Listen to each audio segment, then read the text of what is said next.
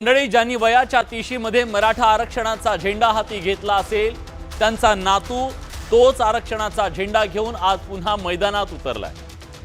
3 पिढ्यांचा आणि 4 दशकांचा हा लढा आहे जो अजूनही संपलेला नाही। मराठा समाजाचा आरक्षणाचा हा लढा आता केवळ कायद्याचा किंवा धोरणांचा प्रश्न उरलेला नाही, तो मराठा समाजाच्या अंतःकरणातून उमटलेला हृदयस्पर्शी हुंकार आहे, त्यांच्या हक्कासाठीचा एल्गार आहे आणि स्वाभिमानाने भरलेला एक भावनात्मक प्रवास आहे। समाजाच्या आत्मसन्मानाचा, त्यांच्या भविष्याच्या आशेचा आणि पिढ्यानपिढ्या जपलेल्या स्वप्नांचा हा लढा आहे। मातीच्या रक्षणासाठी आजवर हातावर प्राण घेऊन रणमैदानात उतरणारा मराठा आज आपल्या न्याय हक्कांसाठी पुन्हा एकदा मैदानात आलाय, मुंबईच्या त्याच मैदानात जिथून स्वर्गीय अण्णासाहेब पाटील यांनी मराठा आरक्षणाचा यज्ञकुंड पेटवला, आरक्षणाच्या लढ्याचा पाया रचला, ज्यात त्यांनी आपल्या प्राणाची आहुती दिली।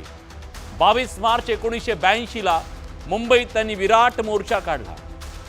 त्याच मुंबईत 43 वर्षांनी पुन्हा एक आंदोलन नव्या ताकदीने, नव्या इराद्याने धडकलंय।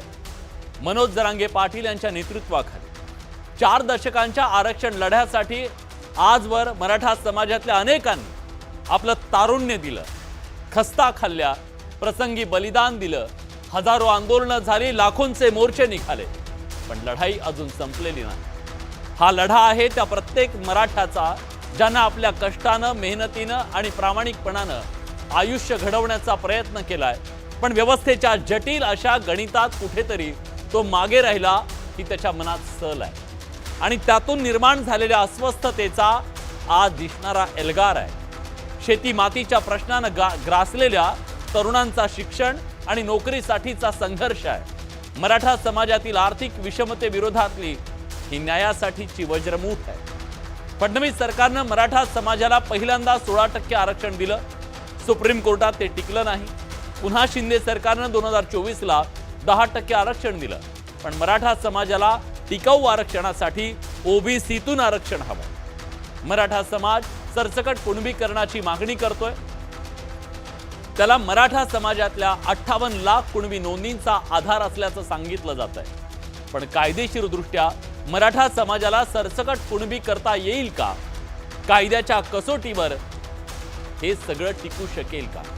एखाद्या GR मधून मिळालेलं हे आरक्षण कायद्याच्या कसोटीवर कसं टिकेल या सगळ्याची चर्चा करणं गरजेचं आहे, कारण आज मनोज जरांगे पाटील यांनी मुंबईमध्ये आल्यानंतर पहिला एल्गार, पहिली मागणी हीच केली की आम्हाला सरसकट कुणबीकरण। त्यात आपल्या चर्चेकडे वळूया।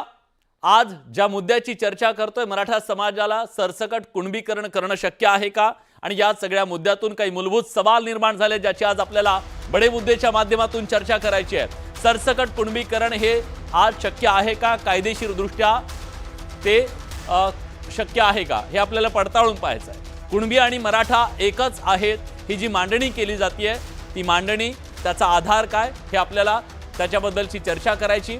सगळ्यात महत्त्वाचं 58 लाख नोंदींच्या आधारे कुणबीकरण शक्य आहे का? जर 58 लाख नोंदी एका समाजातल्या आहेत तर मग बाकीचा समाज कोण आहे हा सवाल जो विचारला जातोय त्याच्याबद्दलचं उत्तर सुद्धा मान्यवर पाहुण्यांकडून आपण घेऊया। मराठा ओळख संपेल ही एक भीती मराठा समाजातल्या 96 कोळी मराठा समाजाकडून जी व्यक्त केली जाते ती रास्त आहे का? खरं तर अशा प्रकारची जी दुसरी भूमिका बाजू मांडली जाते त्याच्याबद्दल काय मान्यवरांचं मत आहे तेही जाणून घेऊया। आणि ओबीसीत वेगळा प्रवर्ग करून आरक्षण देणं शक्य आहे का? ओबीसींना धक्का न लावता एक वेगळा तिसऱ्या सूचीतून ते देता येईल का? असे अनेक मुद्दे आहेत ज्याची आपल्याला आज चर्चा करायची आहे आणि ही सगळी चर्चा करण्यासाठी आपल्या सोबत मान्यवर पाहुणे आहेत। आज ही चर्चा करण्यासाठी आपल्या सोबत मनोज जरांगे पाटील यांची भूमिका न्यायालयामध्ये मांडणारे, ही संपूर्ण मराठा आरक्षणाची लढाई अगदी हिरिरीने लढणारे आणि या लढाईमध्ये महत्त्वाचं योगदान देणारे ॲडव्होकेट आशिष राजे गायकवाड आपल्या सोबत जोडले गेलेले आहेत, कायदे तज्ज्ञ आहेत ते। सर, स्वागत आहे तुमचं न्यूज 18 लोकमतमध्ये। आज आपल्या सोबत मराठा आंदोलक आबासाहेब पाटील सुद्धा जोडले जातील थोड्याच वेळात। मराठा आंदोलक आहेत ते। आपल्या सोबत आमदार नरेंद्र पाटील सुद्धा जोडले गेलेले आहेत। नरेंद्र पाटील यांच्या वडिलांनीच खरं तर हा सगळा पाया या मराठा आरक्षणाचा रचलेला या महाराष्ट्रामध्ये आपल्या प्राणाचं बलिदान त्यांनी दिलेलं आहे आणि आज ते आपली भूमिका मांडणार आहेत. आपल्यासोबत आमदार प्रवीण स्वामी आहेत, जे उद्धव बाळासाहेब ठाकरे पक्षाचे आमदार आहेत. त्यांनी आज पाठिंबा दिलेला आहे तिथं मैदानात जाऊन. आणि आपल्यासोबत ओबीसी महासंघाचे अध्यक्ष बबनराव तायवाडे सुद्धा जोडले गेले आहेत. बबनराव, तुमचं सुद्धा स्वागत आहे न्यूज 18 लोकमतमध्ये. मी चर्चेची सुरुवात करणार आहे राजे तुमच्यापासून. राजे, आज हे आंदोलन मुंबईत येऊन धडकलं आणि त्यानंतर मनोज जरांगे पाटील यांनी पहिली मागणी केली. ती मागणी होती मराठा समाजाला सरसकट कुणबीकरणाच्या संदर्भातली. हा जर निर्णय उद्या सरकारनं घेतला तर तो कसा घ्यावा, कसा घेतला जावा, त्याचा आधार काय आणि कायदेशीर दृष्ट्या तो टिकू शकेल का? 100% विलासजी, आपल्या सर्वांच्या माध्यमातून आपल्याला सर्वांना मी काल आपली माफी मागतो, येऊ शकलो नाही. नाही, आज आला त्याबद्दल आभारी आहे. अतिशय मनापासून माफी मागतो. कारण असं की मला त्या लॉ अँड ऑर्डर सिच्युएशनची सगळी जबाबदारी आपल्याला पोलिसांच्या विनंतीवरून तिथे गेलो आणि ते करावं लागलं मला. म्हणून आपल्या शोला मला काल येता आलं नाही. मी तुमची आणि प्रेक्षकांची दिलगिरी व्यक्त करतो.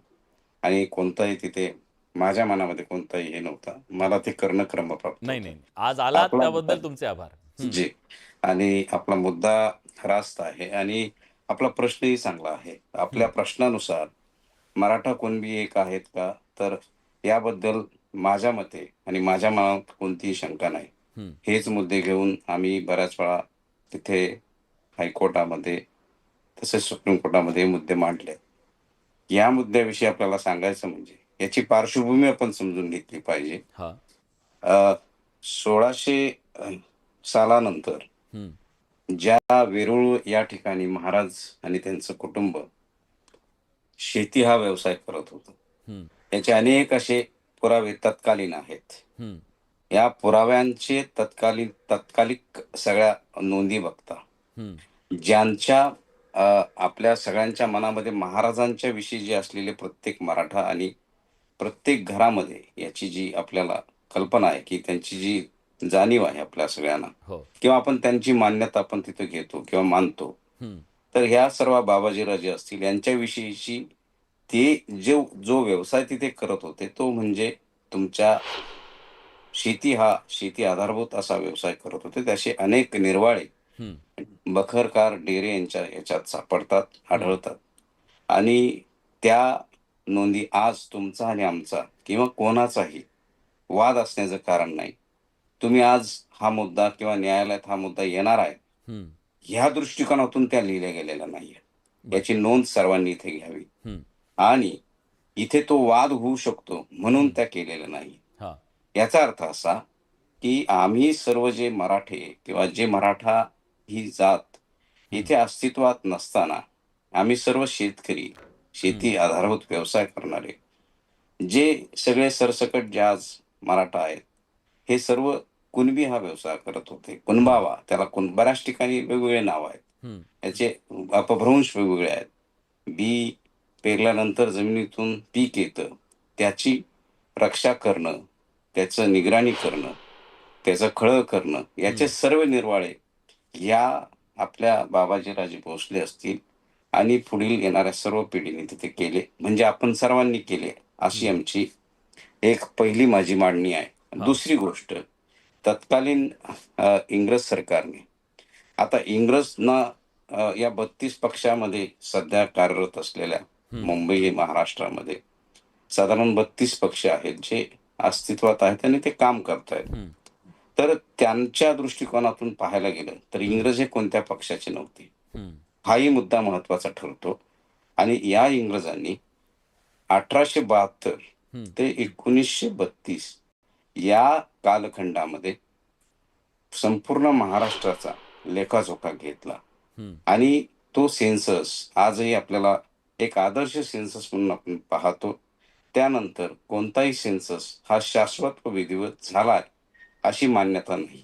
आणि ते आपल्याला सर्वश्रुत आहे, माहिती आहे.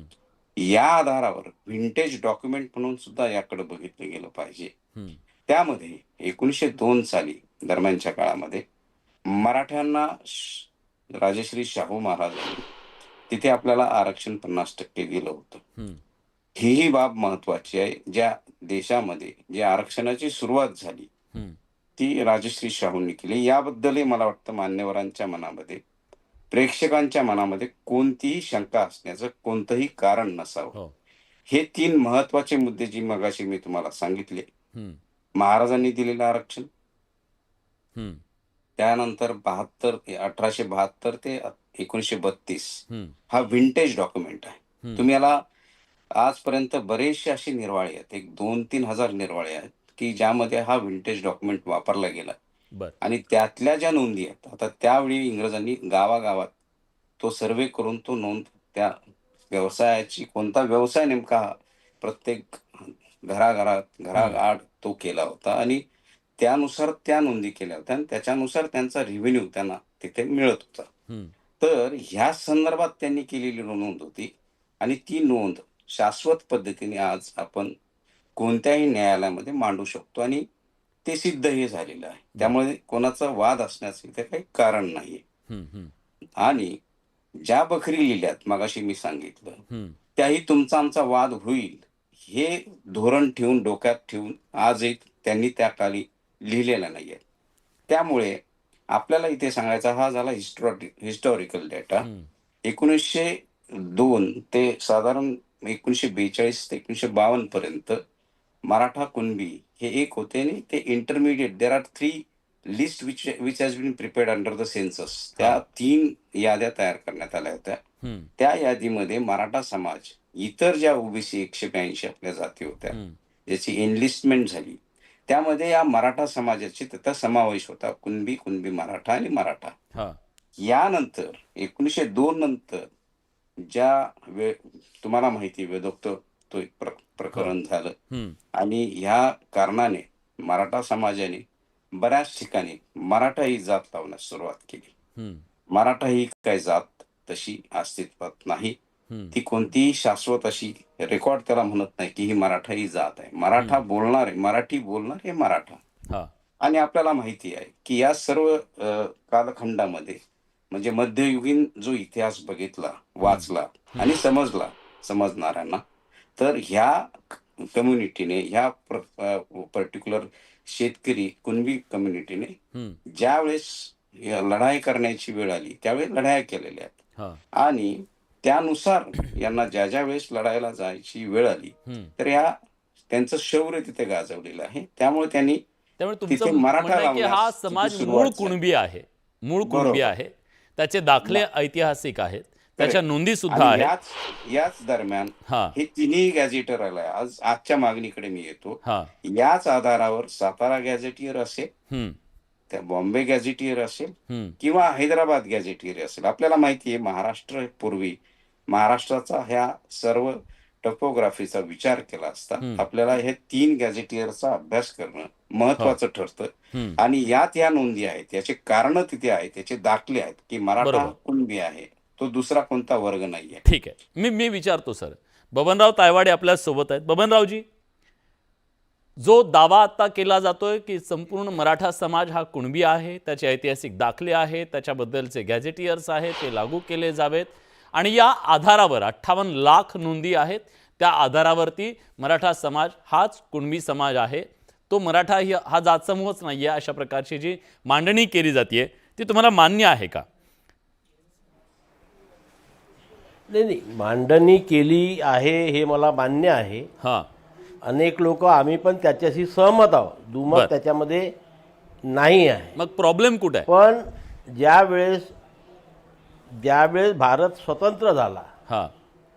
आणि स्वतंत्र झाल्यानंतर हम्म, ज्या संविधानाने हा देश चालतो हम्म. त्या संविधानामध्ये 340व्या कलमानुसार ओबीसीला आरक्षण देण्यात यावं ही तरतूद केली. 41 नुसार एससीला आणि 42 नुसार एसटीला. हां.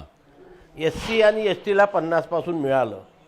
पण जेव्हा ओबीसी संवर्गाला आरक्षण द्यायची वेळ आली हम्म, तेव्हा यांच्या जातीची संख्या तिथे नाही आहे, त्यामुळे ते थांबलं आणि म्हणून काका कालेलकर आयोग बसला. हां. काका कालेलकर आयोगाने जी जातींची यादी सादर केली आपल्या अहवालामध्ये हम्म, त्याच्यामध्ये फक्त कुणबी जात होती. हम्म. तो 25 वर्ष लागू होऊ शकला नाही. हम्म, नंतर 1978ला BP मंडल आयोग आला. हम्म, त्यांनी जी जातीची यादी सादर केली त्याच्यामध्ये सुद्धा फक्त कुणबी जात आली आणि मग त्याच्यामध्ये काही दिवसांनी मराठा कुणबी, कुणबी मराठा, लेवा पाटील, लेवा पाटीदार हे अशा ज्या कुणबी समजल्या जातात हो. त्या जातीचा त्याच्यामध्ये समावेश करण्यात आला. अडचण इथे अशी झाली की मंडल आयोगाने जो अहवाल सादर केला त्याच्यामध्ये मराठा कास्टला फॉरवर्ड कास्टचा उल्लेख म्हटलेला आहे. हम्म, आणि नंतर तो BP मंडलचा अहवाल 7 ऑगस्ट 1990 रोजी लोकसभा आणि राज्यसभेमध्ये पारित झाला. हा, आणि पारित झाल्यानंतर त्याच्यामध्ये ज्या काही फॉरवर्ड कास्ट म्हणून ती यादी दिलेली आहे, मराठा आहे, गुजर आहे, जाट आहे, ज्या ज्या जातीचा समावेश OBC मध्ये करण्याकरता संघर्ष केला जातो, हम्म, याच्याकरता त्यांनी सांगितलं की या फॉरवर्ड कास्टला जर बॅकवर्ड क्लासमध्ये इन्क्लूड करायचं असेल हम्म, तर एक पद्धत त्यांनी ठरवून दिलेली आहे बर, की आधी त्या राज्याच्या राज्य मागासवर्गीय आयोगाने अभ्यास करून हम्म, ही जी फॉरवर्ड याच्यामध्ये कास्ट टाकलेली आहे बॅकवर्ड आहे अशी शिफारस राज्य सरकारकडे करावी. आणि बबनरावजी, राज्य सरकार बबनरावजी, मी थोडंसं थांबवतो तुम्हाला, याच्यासाठी थांबवतो. आरक्षण कसं द्यावं त्याबद्दलची ती प्रक्रिया, त्यांचं म्हणणं वेगळं आहे. त्यांचं म्हणणं असं आहे की मराठा समाजातल्या 58 लाख नोंदी जर समोर आलेल्या आहेत त्या कुणबी आहेत म्हणून, तर मग उरलेला समाज कोण आहे? तो पण कुणबीच असेल ना, ही मांडणी आहे. बरोबर राजे, मी म्हणतो ते बरोबर आहे? नाही नाही नाही, ऐका, ह्या नाही 58 लाख नोंदी, 58 लाख नोंदीचा आकडा सुद्धा हे जे सांगत आहे, हा, इथे आपण एक समजून घेतलं पाहिजे की न्यायमूर्ती संदीप शिंदे साहेबांनी ज्या नोंदी शोधल्या हम्म, त्या 1950 पासून तर आतापर्यंत कुणाकुणाच्या शैक्षणिक आणि महसुली कागदपत्रावरती हम्म, कुणबी, मराठा कुणबी, कुणबी मराठा, लेवा पाटील अशा नोंदी आहेत त्या शोधल्या. हा, आणि त्या शोधून तो 58 लाखाचा आकडा पुढे आलेला आहे, बर, ज्याच्यामध्ये 37 लाख नोंदी ह्या फक्त आमच्या विदर्भातल्या आहे. हम्म, आता पण विदर्भातला जो कुणबी आहे तो मराठाच होता ना सर? सुरू व्हायच्या पूर्वी तो भाऊच आहे ना, तो काय? वेगळा कसा आहे? नाही नाही, भाऊ जरी असला वेगळा नाही मी म्हणून राहिलो. ज्या नोंदी शोधल्या या बाबतीत मी त्या थांबवतो आधीपासून हा, कुणबी लिहिलेल्या आहेत, त्यांची फक्त comment कुणबी घेतो लिहिलेल्या फक्त. आहे. बरं. आमच्या विदर्भामध्ये पर्टिक्युलरली मी आपल्याला सांगू इच्छितो, विदर्भामध्ये हा, मराठा हा शब्दच नव्हता, कुणबीच होता. हा, कोकणामध्ये कुणबी आहे आणि मराठा हे दोन्ही आहेत. हा, काय, आणि त्याच्यामुळे ह्या ज्या नोंदी सापडल्या आमचे आजोबा, पंजोबा, खापर पंजोबा यांच्यापासून फक्त कुणबी लिहिलेला आहे. मराठा शब्द त्यांच्या रेकॉर्डमध्ये कधीही नव्हता. हा, आणि राजे मग आता राजे या एक कमेंट 58 कारण मला बाकी नोंदीमध्ये- पाहुण्यांकडे द्यायचं आहे. राजे एक कमेंट याच्यावरती. मला यांच्या तायवाड्यांच्या नॉलेजमध्ये थोडीशी भर टाकायची आहे. आपल्याला कदाचित माहित नसेल, ज्या आंबेडकरांनी संविधान लिहिलं, ज्या आंबेडकर मसुदा समितीचे अध्यक्ष होते, त्यांच्या संपूर्ण शिक्षणाची जबाबदारी विदेशी ही आमच्या घराण्याने केलेली आहे. मला इथे सांगायचा मुद्दाम आहे, ज्यावेळेस पंजाबराव देशमुख ज्यावेळेस रकाने तयार होत होते आणि बाबासाहेबांकडे त्या ड्राफ्ट कमिटीकडे असताना ज्यावेळेस ते दादरच्या त्यांच्या घरी गेले, तर त्यांनी हा प्रश्न मांडला की माझ्या मराठा कुणबी समाजासाठी काय तुम्ही तरतूद केलेली आहे तुमच्या या संविधानामध्ये. बाबासाहेब थोडेसे पंजाबराव चिडून बोलले आणि बाबासाहेबांनी त्यांना सांगितलं, आत्ताच माझं जेवण झालंय, मी जरा शतपावली करून येतो, हा तो ड्राफ्ट आहे, तुम्ही वाचा. पडेजी, तुम्हाला इथं आवर्जून सांगण्यास मला आनंद वाटतो की त्या ठिकाणी मराठा आणि मराठा कुणबी बाबासाहेबांनी तिसऱ्यांदा एकदा ॲफिडेव्हिट करून 1917 साली साठे कमिटीकडे आणि दुसऱ्यांदा एकदा 1927 साली आणि तिसऱ्यांदा 1948 साली पंजाबराव देशमुखांना याबद्दल त्यांनी अवगत केलं की मी पहिल्याच ठिकाणी जी जात नोंदवली आहे ती मराठा आणि मराठा कुणबी जे शेती व्यवसाय करतात त्यांच्यासाठी ही तरतूद केली आहे. त्यांचे हाल आम्हाला माहिती आहेत आणि ह्या समाजाला हे आरक्षण मिळण्याची गरज आहे. याचा प्रचार प्रसार तुम्हाला सर्व पश्चिम महाराष्ट्रात व इतर महाराष्ट्रात करावा लागेल. बर.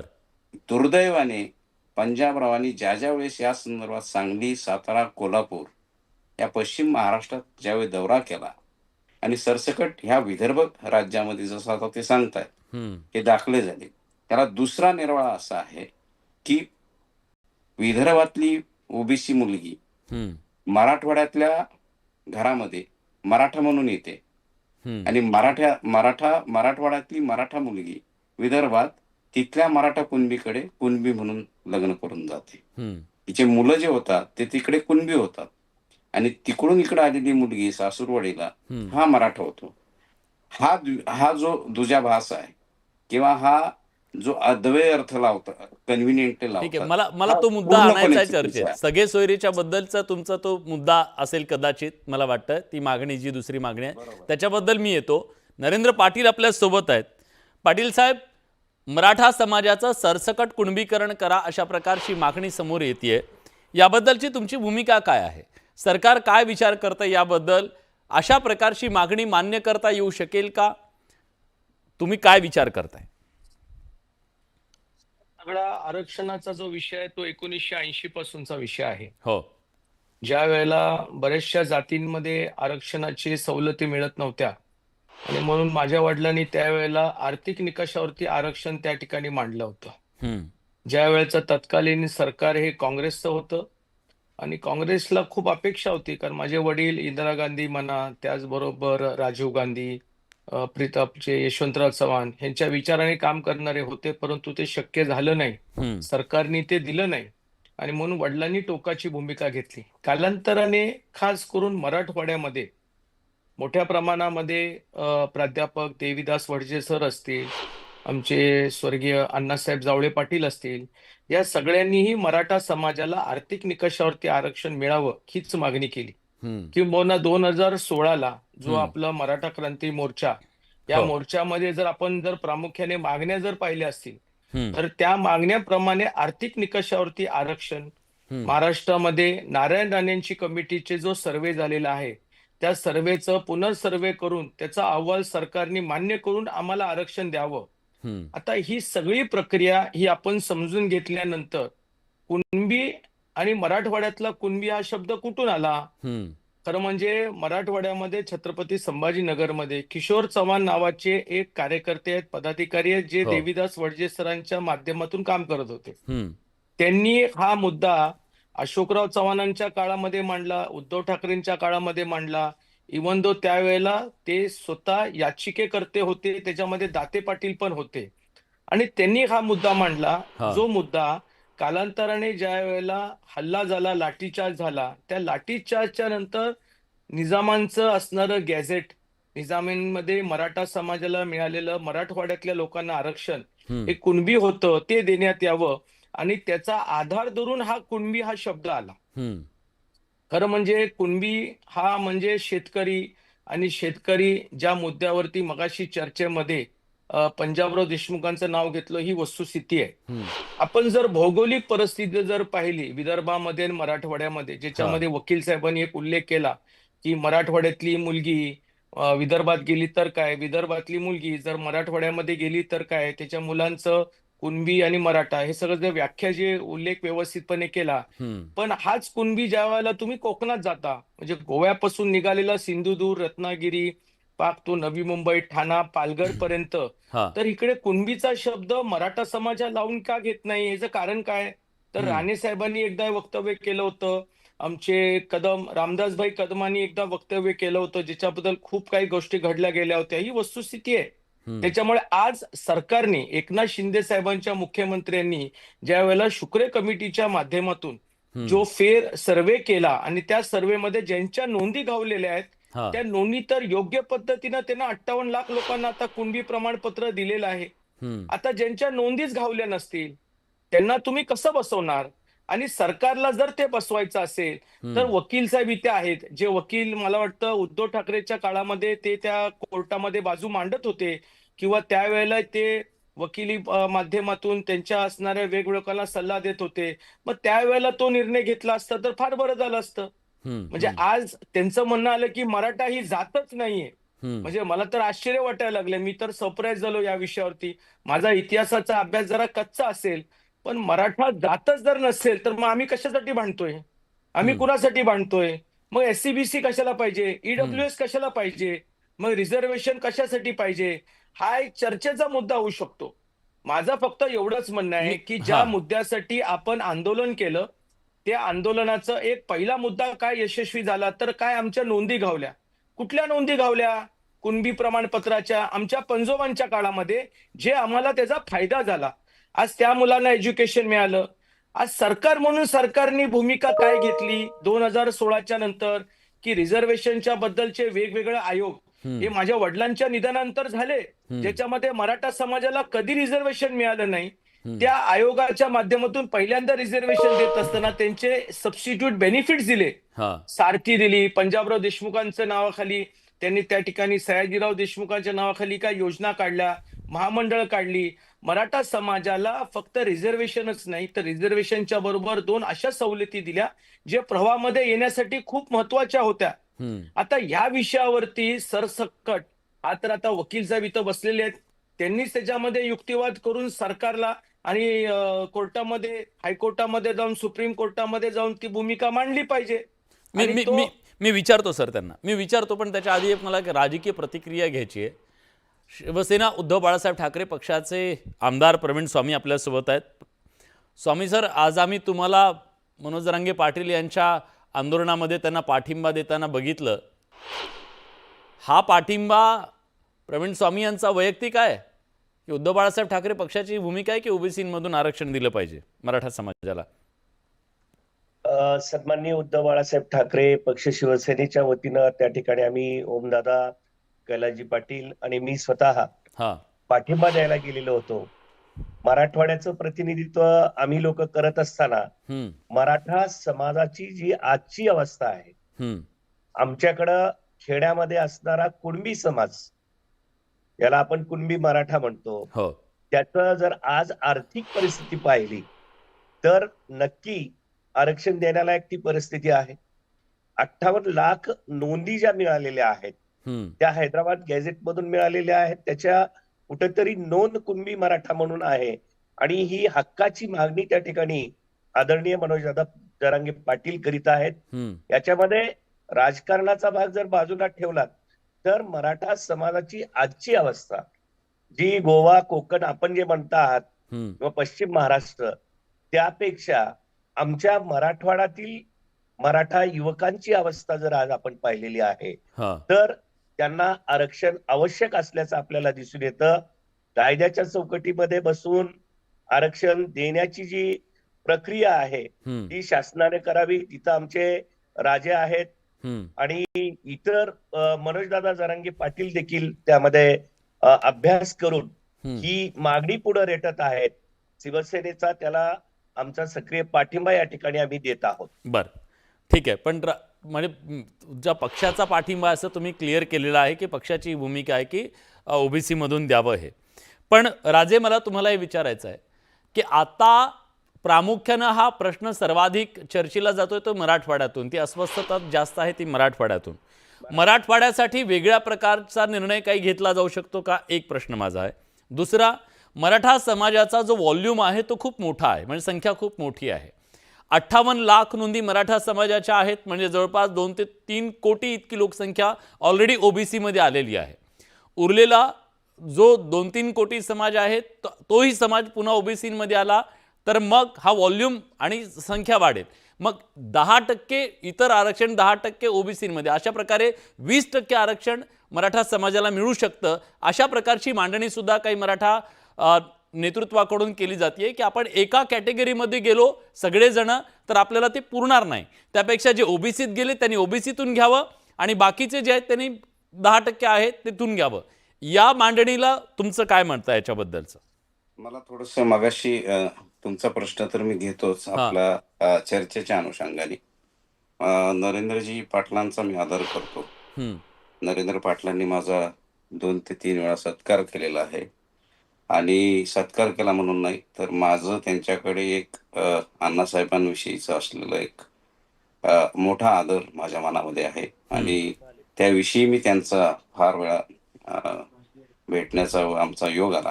त्यांनी मगाशी सांगितलं की 2016 नंतर हे आयोग आले, त्यात आरक्षण दिलं गेलं. मला थोडंसं सांगायचं, मी त्यासाठी ऐतिहासिक निर्वाळे मुद्दाम दिले, त्यावर इथं चारही मान्यवर जे आहेत ते बोलत नाहीये. आणि हे ऐतिहासिक जे मांडणी आपण तिथे केली यापूर्वी, ती अशी तुम्ही जी म्हणालात की त्यांनी ती मांडावी, तर तुमच्या माहितीसाठी जे 175 PIL आहे माननीय उच्च न्यायालयामध्ये, त्या 38 याचिकांमध्ये आमची एक याचिका होती.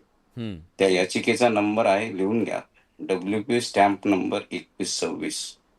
या संपूर्ण याचिकेमध्ये आमचे सगळे मुद्दे, मराठा कसा कुणबी आहे किंवा मराठा हा कुणबी हा जो वर्ग आहे, हा कोणतीही जात, पहिली गोष्ट इथे कन्फ्युजन जातीचं करतात. व्यवसाय आधारभूत जात केली जाते, जात अशी जात आलेली नाहीये. हा मुद्दा कोणी मांडत नाहीये. 1942 सालापर्यंतचा मुद्दा कोणी मांडत नाहीये. पण राजश्री सर, शाहू कुणबी नोंदी महाराजांचा इतर मुद्दा कोणी जातींमध्ये मांडत सुद्धा नाही. सापडल्या गॅझेटमध्ये, त्याचं काय करायचं मग?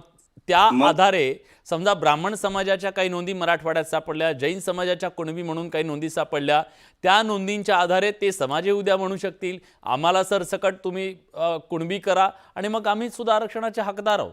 मग एक बरोबर आहे. पेच अधिक मोठा होऊ बरोबर शकेल आहे. नाही यातून. बरोबर. गॅझेटियर प्रमाणे ज्या नोंदी आहेत, व्यवसाय आधारभूत ही जात आलेली आहे, लक्षात घ्या तुम्ही. इथे कोणी इथं सांगू शकत नाही माझी जात हीच आहे, लक्षात घ्या. पण मग कारण निर्वाळे तुम्ही जे म्हणता, निर्वाळे, आता तुम्हाला दुसरी गोष्ट सांगतो. मुस्लिम कम्युनिटीला आपल्याला ओबीसी आरक्षण आहे, याबद्दल कोणाला काय म्हणायचंय? नाही, आहे ना, मराठा आपल्याकडे किंवा आहे ना, कुणबी, ओबीसीतलं आरक्षण आहे त्यांना. कोणाला काय वाद आहे याच्याबद्दल? माझ्या माहितीप्रमाणे नसावा. नाही. 182-183 जाती 1967 साली होत्या. मराठा किंवा कुणबी हा वाद होता? नव्हता. 67 सालानंतर 2 जाती ऍड केल्या, माळी आणि तेली. जो आयोग आज तुम्ही लागताय किंवा सांगताय मंडल आयोग, हा मंडल आयोग त्यावेळी होता. 3 दिवस हा मंडल आयोग महाराष्ट्रात येतो ज्यावेळेस देशात आणि राज्यात साधारण 9 ते 10 राज्यांमध्ये इलेक्शन होते. देशामध्ये या सगळ्या राजकीय घडामोडी त्यावेळेस तत्कालीन चालू होत्या.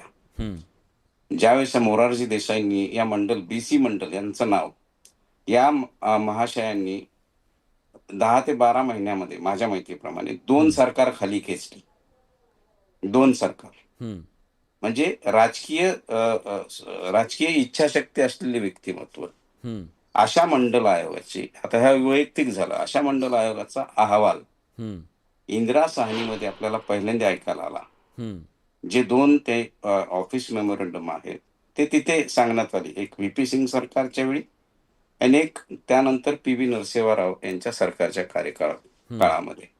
आणि ते चॅलेंज केले गेले आणि त्यानुसार हे सगळ्या जात कशी निवडावी, जातीचा निर्वाळे कसे द्यावेत किंवा जातीचा अभ्यास करताना शैक्षणिक, सामाजिक व आर्थिक या 3 गोष्टींच्या तरतुदी कशा तिथे अभ्यासल्या जाव्यात याविषयी निकष ठरले गेले.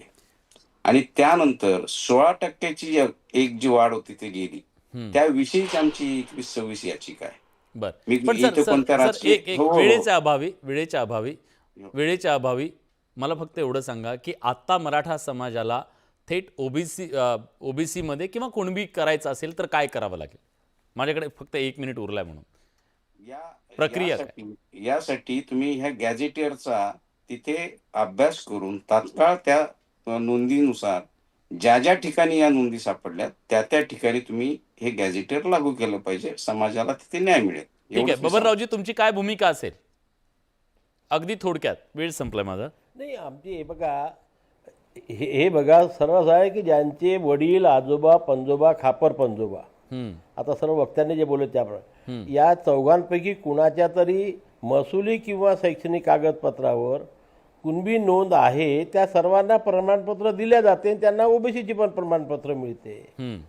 आता हे जे सरसकटचं आहे ते कुठल्या नियमात बसते ते त्यांनी सरकारला सांगावं आणि मग त्याच्यावरती अभ्यास करून सरकार तो निर्णय घेईल की एवढ्या दिवसानंतर आपल्याला तसं करता येते का, हे संविधानाच्या आणि न्यायालयाच्या चौकटीत बसते का, याचं सरकारला योग्य ते मार्गदर्शन करून तशा प्रकारचा निर्णय होऊ शकतो. ठीक आहे. नरेंद्र पाटलांना मला विचारायचं, सरकार त्या दृष्टीनं विचार करतंय का, सकारात्मक आहे का त्याबद्दल?